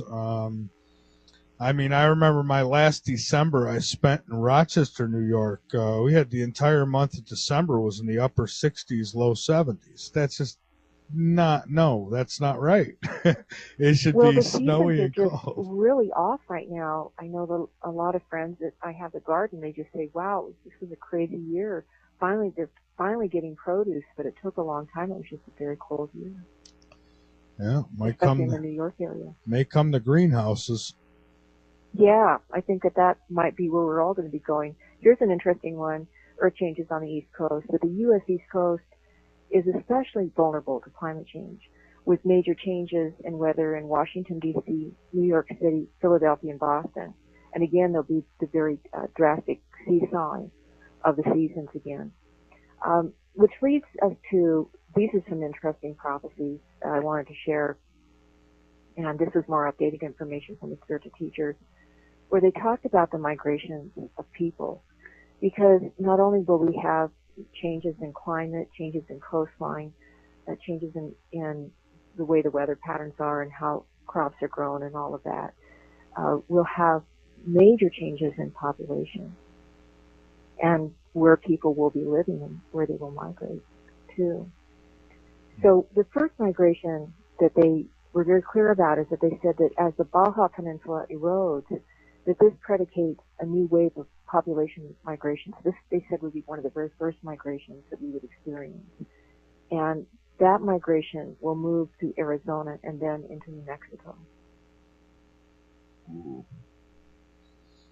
Okay. And then migration number 2, and they say as people leave California due to global warming and climate change, that migration will then continue into Utah, Arizona, and Colorado. We're seeing some of that now, of course, but I think they're talking about a more intense migration. Yeah, I mean, look at how things will be so dry in some of the mountaintops, and then all of a sudden this rain will come like it's Noah's Day, and mudslides come down and cover entire, towns. Well, and not only that, I think that there'll be some areas that will be in complete isolation because we have to consider, too, transportation. That we could have a complete, not only a shutdown of our economy, but we'll also probably see at some point, if we do see the worst changes, we'll see some sort of shutdown in our transportation and just how food is transported, fuel is transported. If roads and highways and train stations and airports are not being maintained, how are we going to move things? We're not going to be able to. So there will be some areas that will go into complete isolation at times of changes. And this sort of relates to that, so I kind of wanted to preface that first before I got into migration number 3. Okay. They said that as Earth experiences changes in oceanic currents, and again, that's the thermohaline, migrations of the U.S. East Coast begin, and many people migrate into Ohio, Illinois, and Indiana. Now, this is the interesting part. They said that many of these people from New York and Washington, D.C. migrate to these areas and help to form the nexus of many bright and thriving, sustainable agricultural-based communities, because each community will have to become sustainable because they just won't have the resources that will be transported in. Uh-huh. Interesting. And the fourth migration, they say the East Coast migrations will also establish on the southern and eastern sides of the Great Lakes region. But they also say that Lake Michigan may break or flood. And I think that that's probably related to the New Madrid fault. But what I thought was the most interesting, Michael, about the information on the migration is where people would not be migrating from. Okay. So those are the 4 migrations and the 4 patterns that they identified. So basically, it's the southwest, there'll be huge migrations, and the northeast, there'll be huge migrations, but not as many from the northwest or from the southeast. And that's just the people who survive all this mess, who will be the ones migrating. I mean, I know some think of like, millions and millions of people migrating, and yeah, probably. But I think that, a lot of the population, as you mentioned earlier, will get wiped out because they're not going to be prepared. I mean, if the power is out and all this stops, just dead in the middle of winter, how many people are going to freeze to death? Exactly. So, again, I hope that we don't see these worst times in order to experience the best that life has to give us. But I think it does help to know that these are possibilities and probabilities. And then we can use spiritual practice, prayer, in order to change these possible scenarios. Oh, yeah, and I do a lot of that. I really do. And it pays off. It does. It works. It does. I don't know what it is about prayer, but it does work. There's also positive prophecies as well. And I'd like to share this one about Canada. And they say that the interior lands of Canada will develop new agricultural crops to produce food for many in the new times. And many new types of grains that are of higher vibration are prophesied to be developed. And they say that eating of these grains will open the third eye, and that in that time that grain will be known as the food of the gods, because it has the ability to hold and contain monatomic elements. And I don't know if you've ever studied much about monatomic elements, but monatomic gold it's a type of mineral that you can take into your body, and it actually will open your third eye chakra and then allow you to perceive the 4th dimension and also have 5th dimensional experience. Yeah, definitely going to have to be in touch with that third eye. Oh, yeah. And I just thought that was interesting that a grain would actually be developed that would be utilizing that type of element. Yeah, who knows? Some kind of herb. I believe Earth has it all. Whatever we need, I do too. It's here. Yeah. At least they say that the northern lands of Canada that are under permafrost will thaw, and that the west coast of Canada will go under ocean water. So it seems like most of the west coast of Canada and the United States and even South America are really, doesn't look good for them. But especially during massive earthquakes. And I think that might be the Pacific Rim, which people who've studied Atlantis and Mu and Lemuria, they think that that's probably what has caused that continent to rise and to fall, is the movement of that huge tectonic plate. We have a listener who asked if you could repeat that last part again, and I think it's worth saying. About the Pacific Rim. Yeah. It's actually, there is a map of tectonic plates that, Google it and you can find it and study that. And many of the ancient, or people who studied the ancient history of Mu and Lemuria, they theorize that it is the movement of the Pacific Rim that has caused those continents to come and to go. Oh, and he says the atomic gold. He wanted to know more about that. Okay. Yeah, monatomic. What you want to do is Google the work of David Hudson. He's a Phoenix area farmer, and he actually did all the research on that. And I'm not an authority on that, so I don't want to say any more about it. But just look up that, and you'll find quite a bit of information on the web about that. All right, great. Next. It's a higher dimensional type of mineral that once you take it into the body, it accelerates the whole Kundalini system, the human energy system. That's fascinating. Yeah, it really is. It really is, and there's a lot to it. Now, here's another interesting prophecy for Canada, that there will come a time on Earth when Earth will experience continuous light, and this will be near Baffin Island. Now, I kind of let this prophecy kind of ramble around my head for a while. Then I realized after taking a trip to Alaska, what they were talking about, and they're talking about that that's where the new pole is going to be, that it's going to be a pole shift. So if there's continuous light, it's likely because that's where the North Pole is going to be. And so this indicates a physical pole shift, and that's where the final resting place will be. And this is what the spiritual teachers say, that when this light appears, that it will signify the end of the tumultuous time of change, of the great purification, and it will also lift the earth out of the great purification and into a greater state of knowledge and spiritual consciousness. Well, let's hope some of that's right. I hope it could happen today, and I think it can. It is all, of course, it's contingent on the types of changes, the types of choices that we make. Yeah, I think you're right. Okay. And what else we got? Well, I've got interesting prophecies for Europe, and I don't usually get too deep into prophecies away from the United States and Canada, just because most of us, we all want to know what's going to happen where we live. But I think it's important to know that the spiritual teachers have given information for those areas, and they say that 100 to 120 miles inland of the low-lying areas of Europe is a major depletion of coastlines due to global warming.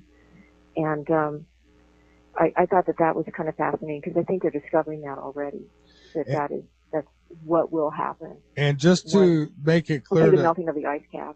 Just to make it clear to everybody, these are the prophecies that were given to you by these spiritual teachers, correct?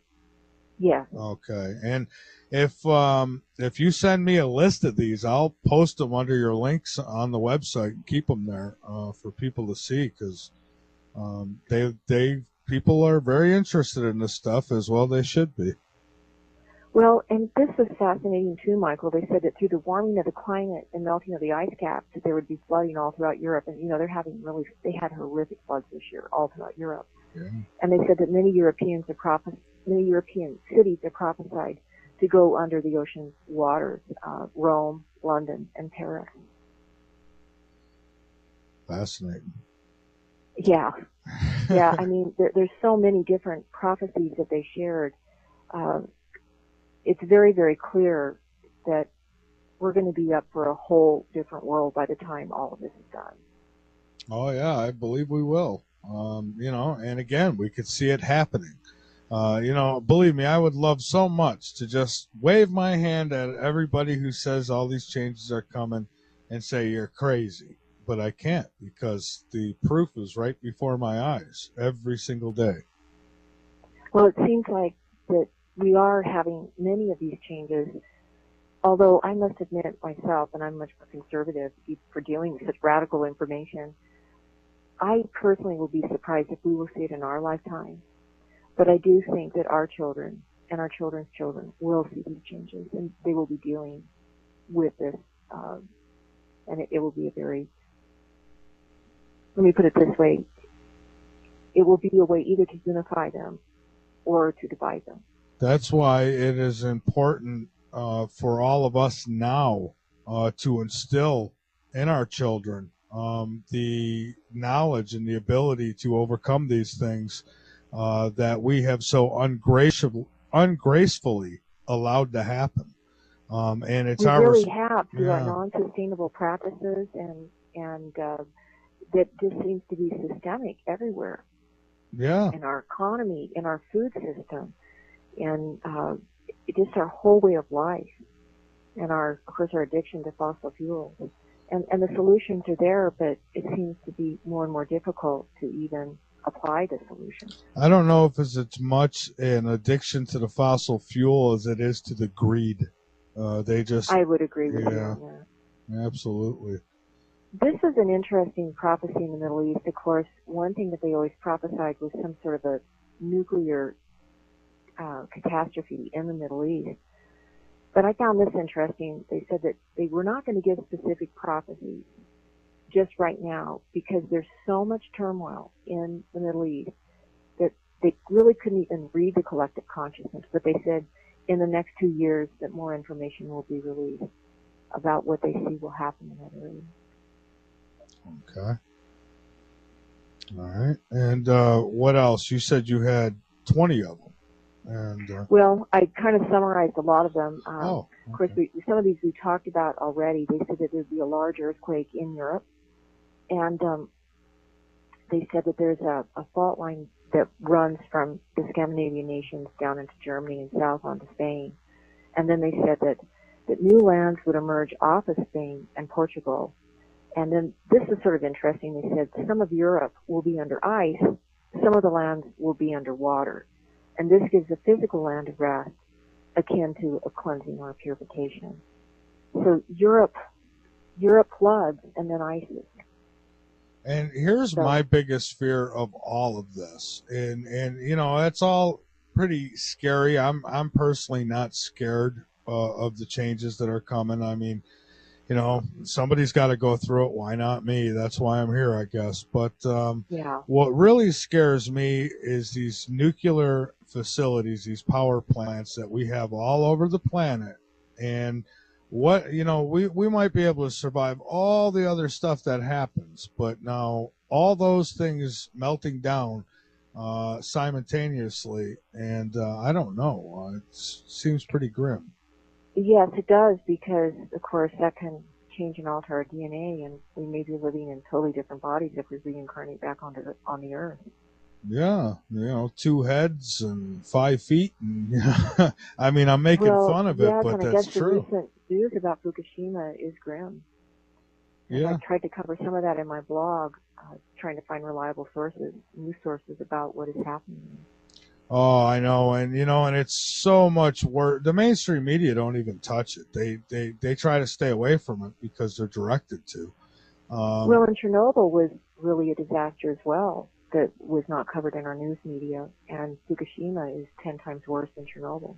oh yeah, it's much worse, and it's going to get even worse yet because those containers are sinking into the ground. They're going to collapse.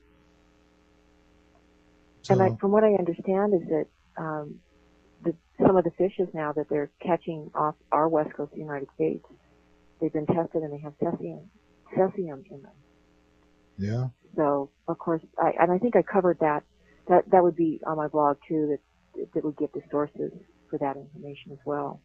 Yeah, and people will say, "Oh, what's causing all these deaths with the birds and the dolphins and whales?" Well, you know, I can think of a couple things that might contribute to it big time, and certainly our poisoning the planet is not helping any of this. So there's some people who believe that the earth changes are a way to handle all this. That is tabula rasa, clean slate. Oh And that yeah, Earth is through going alive. through this, it can wipe out this, lower mentality that wants to just destroy the earth, and then it allows a new pristine or fresh population to come forward, and who knows, perhaps maybe we'll do it again, but maybe we won't.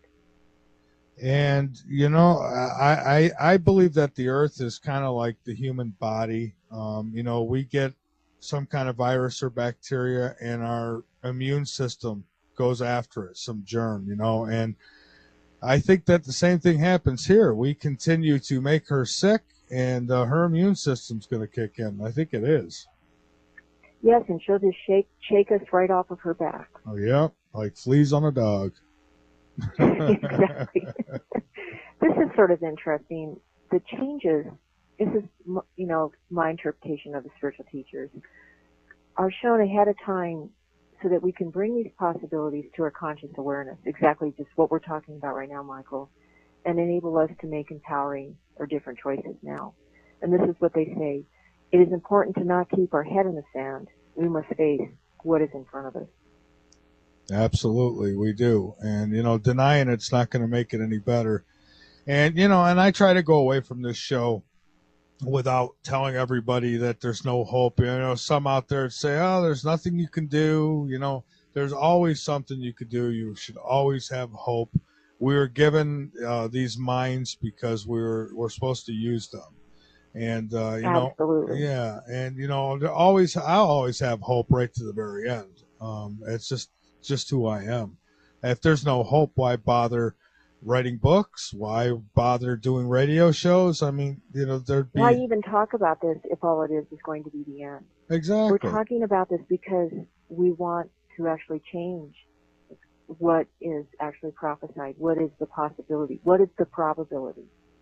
And through actually changing the way that we may act, whether that be spiritual, whether that be just in how we treat our neighbor on a daily basis, how we interact in our own community, if that begins to effectuate a positive change in the world, then that has a trickle-down effect. And I think that it does indeed affect the earth. And we may not see the worst of these times. Instead, we may see more of the best of these times.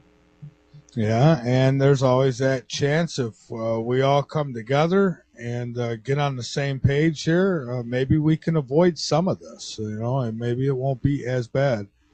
Well, I really think that because we did publish the I'm America map in 1989, that at that time we just felt such an urgency to share that. At that time, Michael, we didn't have any idea when the changes were happening. It seemed so imminent that they were going to happen within the next 10 years. And so we just got out there and shared the information. And I think just the fact that we even talked about it is what has shifted some of the energies now with the changes. And in fact, I have a few friends, I think they were kind of depressed that at 2012 we didn't see the end of the world. But actually, I was glad because I realized then that our consciousness had shifted enough to allow us, to have more years to try to change this mess we're in. I have people who listen to this show who get mad at me if I don't agree that the world's going to end, and if I don't agree that there's some big giant dwarf star up there that's coming to get us. Now, but I don't dismiss it either. It's possible. There's evidence that points towards these things. So, I'm not totally against it, but I'm one of those, before I, pull the fire alarm, I like to have absolutely solid proof. Me too. Yeah. And what I have learned through working with prophecy and these predictions for over 20 years now is there's just a lot of confluence and convergence of information. And I think that above all is what we need to look at and also study the science behind it as well, and then make our own plan of action. Again, it all gets back to our own inner guidance and where we're guided and directed spiritually. That's right, and I had a very reliable source on the other side once tell me that there is a God. So I have no doubt about that. I have my own personal relationship with God, and for me, I don't care what religion people are. I don't care, if they worship rocks or what it is, as long as they're not hurting others and they're trying to do the right thing and helping others even, then I think they're on the right path. Well, today everyone has their own truth. Yeah. And we must accept everyone else's truths as well. And that's the best way, I think, for us to cooperate and get along. And that cooperation is really what feeds life. Competition kills life. So if we say your truth is wrong and my truth is right, where does that take us? Back into polarity. But into accepting all the truths, we move into cooperation.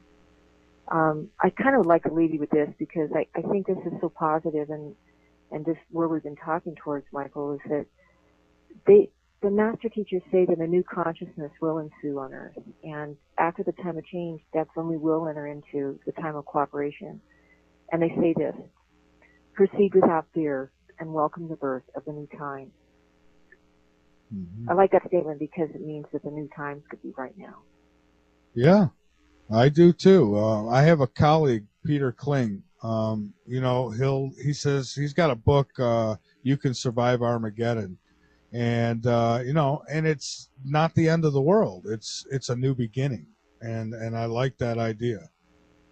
We're at the beginning of the beginning. Yeah, I think so.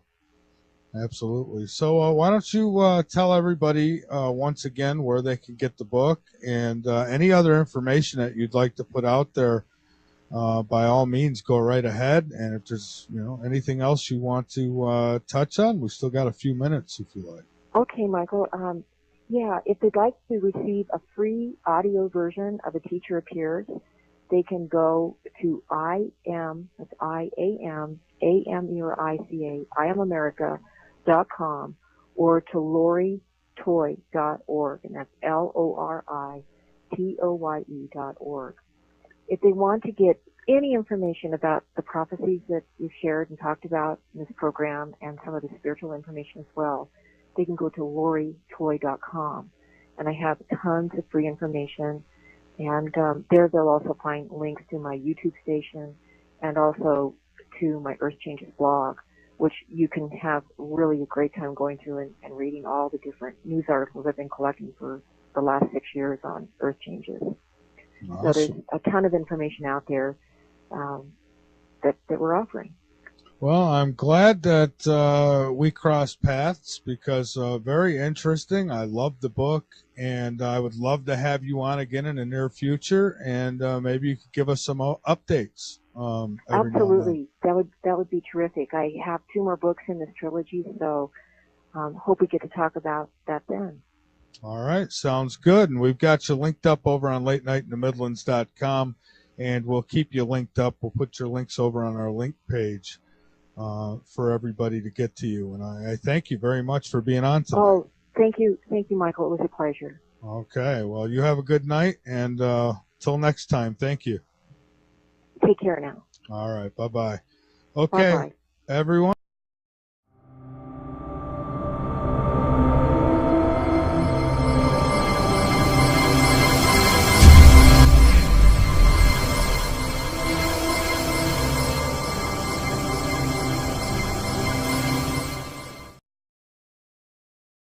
How to do meditation. And through meditation, of course, then you can not only open up the chakra system, but also open up your consciousness to new levels of seeing and hearing information.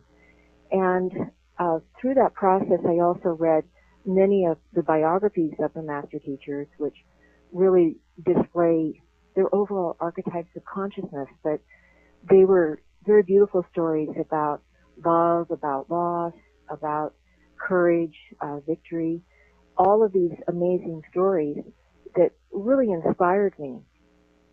And that was in the mid-'80s when that happened. And I was really more or less in my studying phase of their tradition. So is this something like out of body? I mean, do you actually leave the body? Well, no. Trance technique is very, very different. Of course, there are some trance channelers who will leave their body. Like Jay-Z Knight, I think, is one of the famous channelers who actually will step aside and the deity, Ramtha, will actually use their body. But that is not at all the technique that I used at all. I was very good at meditation, and it would seem, I was at a meditation class, and the meditation leader said, well, please tell me, what your experiences are when you're in meditation. I said, well, there's always spiritual teachers there whenever I'm meditating. And I didn't know, Michael, that was abnormal. And so I could carry out, in my own telepathic response with these teachers, my own educational process. I would ask them things about past lives. They would show me past lives, and also help me with different spiritual techniques just to help me to spiritually grow and evolve. And I remember when I shared that with her, she says, oh my gosh, well, you must be a channel. And at that time, I didn't even know what a channel was. But a good friend was attending the class too, and I had shared with him also a dream that I had had in the 80s, which was a very profound dream. And in that dream, 4 beings in white robes unrolled a map of the United States. But it wasn't your average, everyday looking map. It was a map with massive changes on the coastlines. Obviously, it was earth changes. Mm-hmm. And also, along with the earth changes on the map, there exuded this very high spiritual energy. And that was a very profound experience for me to see this map. So I'd shared that with him, that I had had this dream. And he was a student of Edgar Cayce, and he said, Lori, with your susceptibility to easily go into trance, do you think there's a chance that you could ask the master teachers or the spiritual teachers to show you the map again, and we could get some of the details of that map? And so that's exactly what we did. We agreed to meet in the early morning hours, and we had a little handheld taper that we've had these massive changes in our economy, and things are kind of held together, with threads. So we are living and entering I think, into the time of change. Now, it's interesting because when they talk about the time of change, that could be a time that could be as short as 20 years or as long as 2,000 years. So it's almost like an epic, something that we're going to enter into is just a time of geophysical instability. And generation upon generation of people will be born into the time of change. And I don't really feel that we are there just yet, but I do think it's upon us.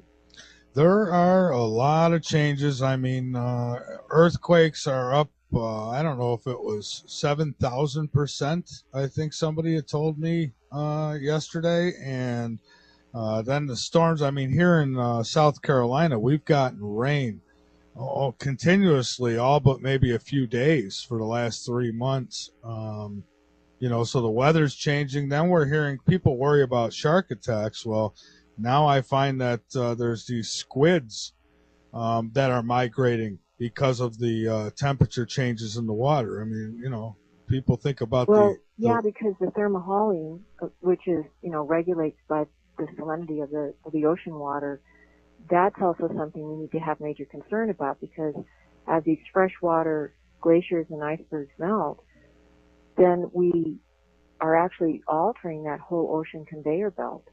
And that is why the master teachers in Freedom Star, which is the world map for changes that we produced after the I'm America United States map, they actually talked about how some of Europe would plunge into a mini ice age during the time of great change. Yeah, I've heard a lot about it, and obviously we've got a lot of changes happening here now. Some are, I guess a lot of people are saying that it's being caused by a celestial body out in space. Now, were you told anything about any kind of event like that? Well, in subsequent work, they shared, of course, a lot about the galactic center, or the great central sun, and the energy that emits from that. And that is it's a non-visible non-quasar type of light that actually helps us to evolve and grow. And it regulates the epochs of time in classic Puranic Hindu timekeeping systems. But as they would explain it much more simply, is that it is actually helping to start or ensue a golden age upon the earth. And I know it's hard to believe that we actually are in a golden age, but it's a tiny one. We are actually in what is known as Kali Yuga, which is more of a downward trend, but we get this little reprieve of 10,000 years that started in 18 quarter, and I went into a meditative state. And in that meditative state, I stay totally in my body.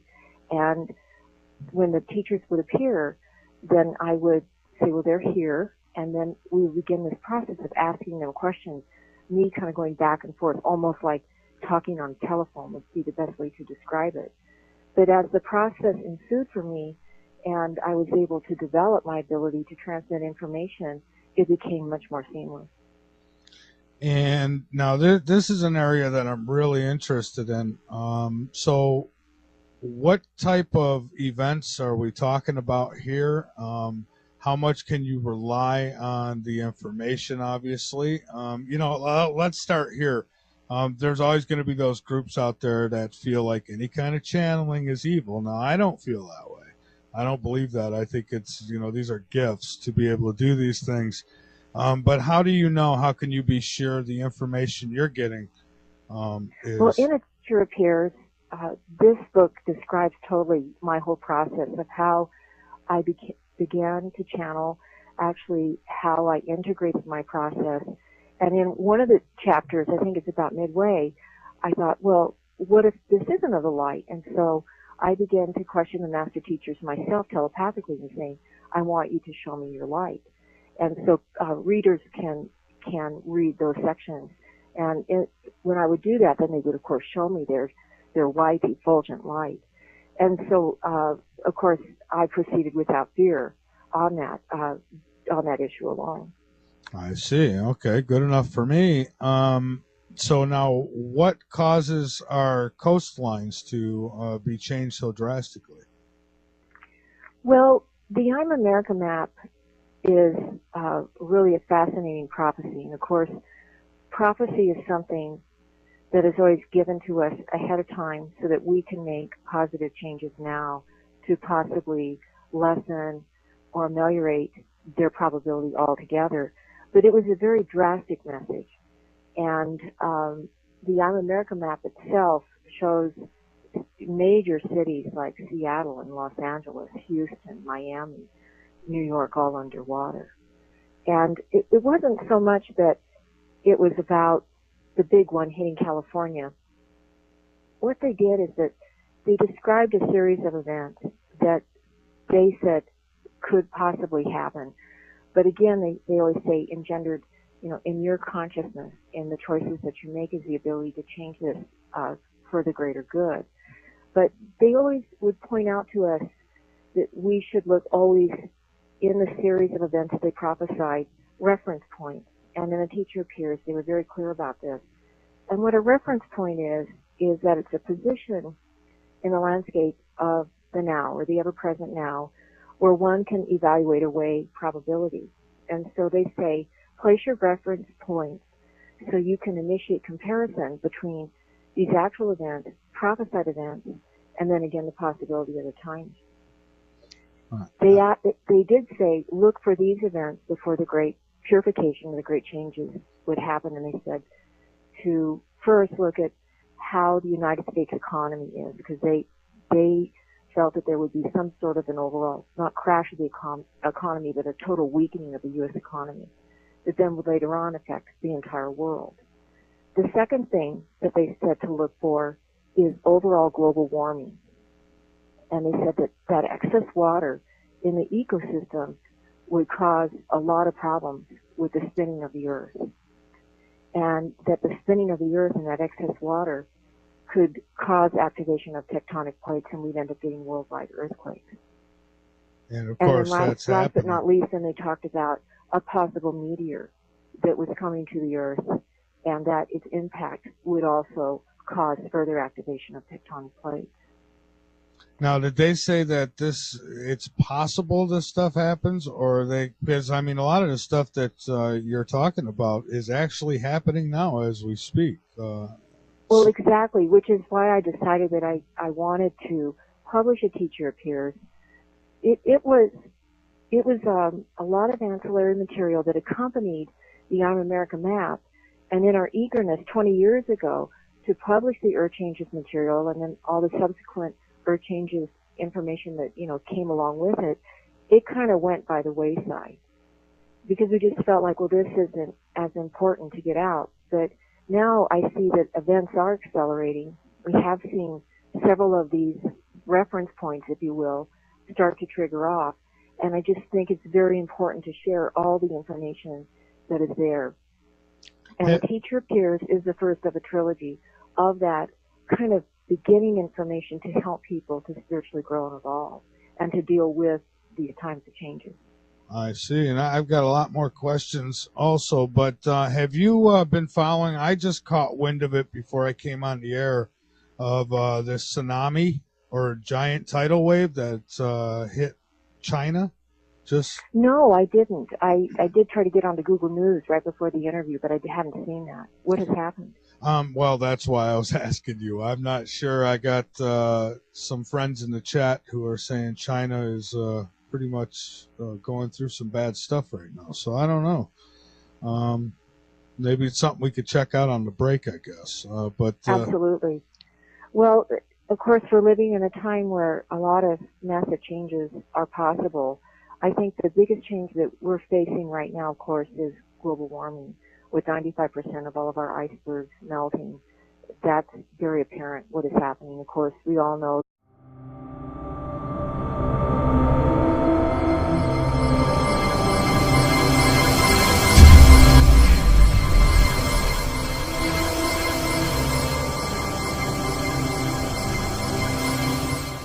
Could start with you giving us a little more on the background and how did this spiritual journey begin for you? Well, I am from an extremely conventional background. That is very typical. I was raised in Missouri Synod Lutheran Church, And of course, I had never heard about meditation, reincarnation, even the word channeling from my background. But I was 22 years old, and I was the manager for an advertising department of a small weekly newspaper in the Pacific Northwest. And I'd been asked to go pick up an ad. And so I went out to go get the ad at a health food store, and I walked in the door, and the woman at the counter pointed her finger at me, and she said, "You have work to do for Master Saint Germain." And I asked her, I said, well, I was a bit perplexed. I said, "Who is Saint Germain?" And she said, "Well, come here, I'd like to show you his picture." So I followed her to her back office, and there on the wall hung a picture of the Master Saint Germain. And he honestly looked like someone that I had known before, although there wasn't any way that I could have, because the picture was obviously 19th century France, and someone that really was not a contemporary whatsoever. But for some reason, I felt like that I knew him and recognized him. Fascinating. And then I asked her, I said, "Well, who is he?" And she said, "Well, Master Saint Germain is an ascended master." And I said, "Well, who is an ascended master, or what is an ascended master?" And she handed me a pamphlet about ascended master teaching, and that is when I began to study the ascended master tradition, and she actually became one of my first teachers of that tradition. And what exactly is that? What kind of practice is it? Well, ascended masters are beings just like you and I, souls who have evolved to a point in their evolution where they have spiritually liberated or ascended from the need to even have a physical body. So they exist in other planes or dimensions of reality, in fourth and fifth dimension. And they then pledge as a group to help to serve humanity, so that humanity can also spiritually grow and evolve in their own process here. I see. Now, you waited quite a while to tell your story, from what I understand here, and I'm looking forward to hearing about it now. So you were able to actually connect. I know, was this on the other side? Was this connection? Well, yes. Interestingly, when I began to study the Ascended Master tradition, of course, one of the major tenets is learning